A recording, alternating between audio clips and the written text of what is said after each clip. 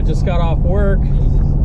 I've got the truck and boat pointed to Winneconne, Wisconsin, headed over there for the BFL, which is Saturday. Today's Thursday, so I kind of worked some long hours earlier in the week just so I could kind of work a shorter day today, get out at an early, decent time so I can rip over there. It's a 2.5 hour drive from my house, and that way I'll be able to check some stuff tonight. I'm going to get, 4 or 5 hours on the water this evening to look around a little bit, and then tomorrow I'm going to have a full day until the time of the meeting to really dive in and try to really hone in on something to use for Saturday. So I'm hungry for this one. The last time I fished here at Winneconne last season, it ended up being my worst tournament of the year, and in the BFLs, and I only had 4 fish for like 7 pounds, some odd ounces, and really big disappointment because the previous time before that I won the tournament with a 15-pound bag fishing a lot of the same areas that I fished last year, and it just didn't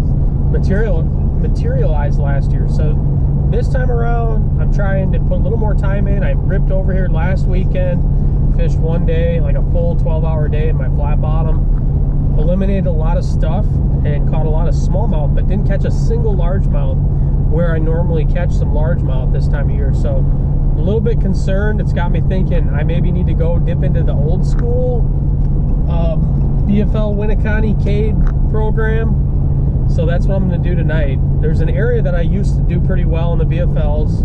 I got 2 top 5 finishes off of this area, and over the last couple years I haven't been going there anymore because it just felt like I couldn't win there. I was always catching like 12 to 13 pounds of fish, which is good for a solid finish, but I never really saw like a big one up there. I always felt like I was just only catching 2.5 to a 3-pounder was like a really, really big one for me fishing this area. So then I switched to a different area, and that's when I won the tournament. So now I'm conflicted. It's like I used to do really, really well in that old area, and I kind of abandoned it to chase like trying to win the tournament more often over here at Winneconne, and it worked out my first try. And then last year I got burned, so it's got me a little worried. Like maybe I need to go back to just fishing consistently and try to pursue another avenue to winning this tournament. So last year I only fished 1 day of practice and it burned me. This time I'm going to have 2.5 full days of practice on this fishery before game day. So I'm hoping that gives me the little extra push that I need to get back in that top 5 conversation. So stay tuned. I'll report back with kind of what I end up seeing out there today, and we'll come at you with some live shots from the water. How does that sound?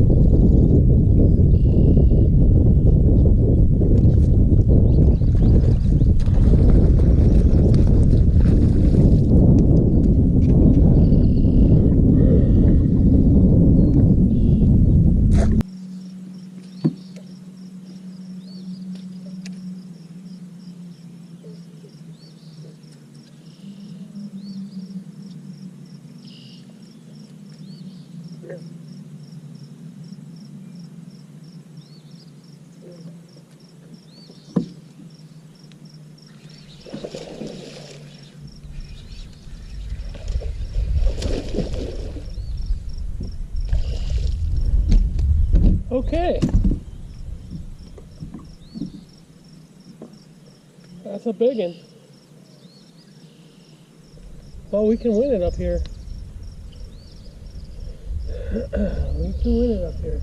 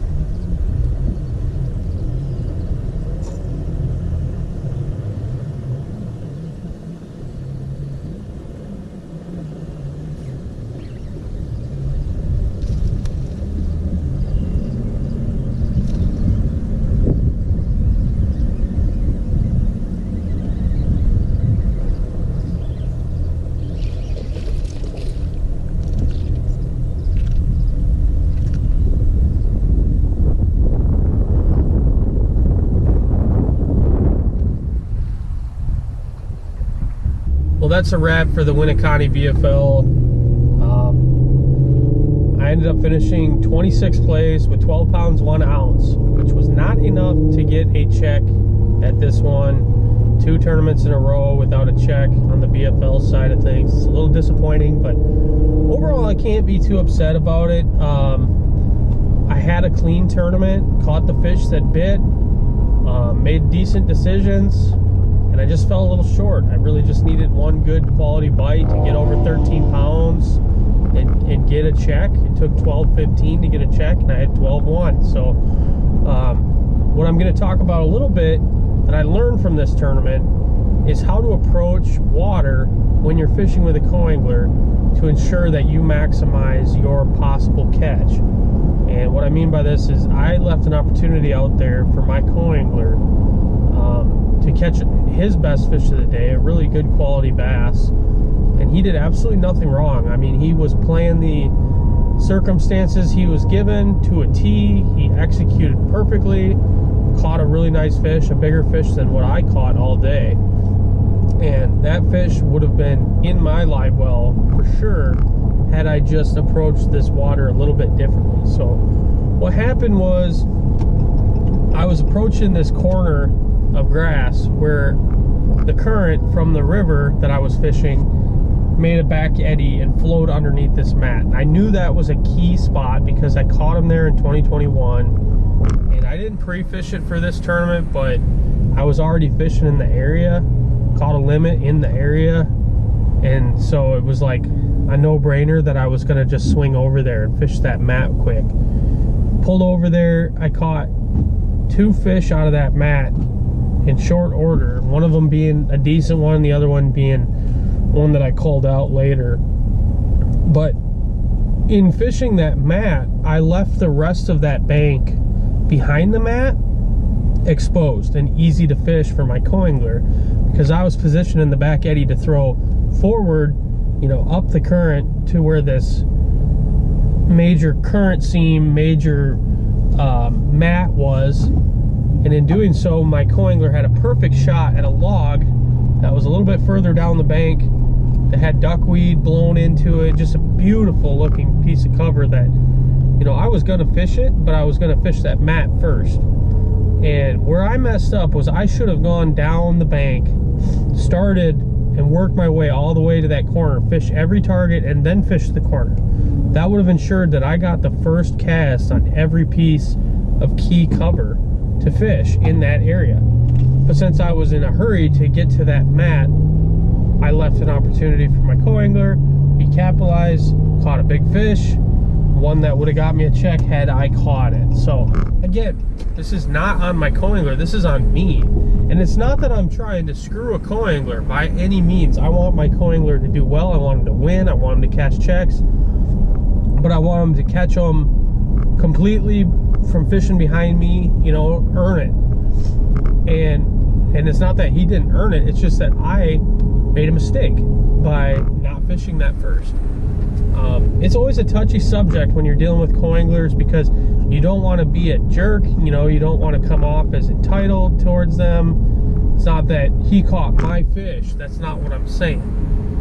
I just think when you're with a co-angler, it's important at all times, especially when you're on a body of water that's tough, you know, quality bites are limited. You got to be smart about how you approach water, knowing that if you slip up and leave an opportunity, your co-angler is going to walk through that door and catch that fish. So keep that in mind. Overall, I'm happy with how the day went. You know, it could have just as easily been the kind of day where you come in with 14 to 16 pounds and you're right there knocking on the door for the win. You know, I know those kind of bites were in the area that I was fishing because I saw them in practice. Caught a couple 3-pounders in practice. Just didn't materialize for the tournament, but he said we're doing all right. Still fishing good. I'm catching a lot of good fish locally here. I'm gonna have some more videos coming out involving that and talking about the flood situation. So stay tuned to my channel. I'm gonna be revitalizing this once again. It's been a little bit slow the last month for me. Changed shifts at work, so I'm working mornings now, and I'm finding the system that I had for doing video editing is a little bit different now. So it's a little bit more challenging to get all this stuff done and still maintain the time on the water that I want to have for fishing purposes. But we're going to get it back. We're going to get a lot of videos cranking out in the next few weeks, and I look forward to it. So thanks for tuning in, and we'll see you at the next one. Later.